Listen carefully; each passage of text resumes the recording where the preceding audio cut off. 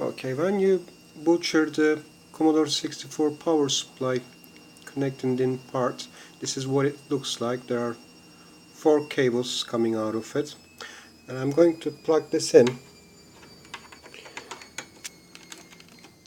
Now I have my multimeter set to continuity, and I need to plug one end, connect one end to this leg.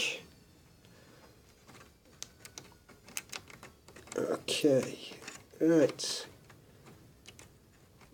yeah, that's it, and I need to find the continuity with that. Right, I'm going to try all 4 of them.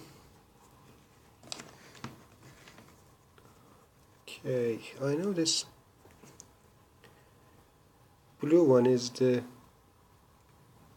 ground, and the brown one is supposed to be 5V positive that we don't need anymore. And this is it. Yeah, this black one is the 12V we are going to apply, and that one, no. So there's continuity with this one, so I'm going to put it aside and cut the other black one off. We don't need that. I need to find the ground now. Okay, I've connected my crocodile clip to ground rail, and I'm going to find the one on this input. Okay, yeah, let's try this one. There's no continuity, and there's only one left. This blue one should be the ground. Yeah, so this is the ground, and I'm going to chop off the other one that I don't need.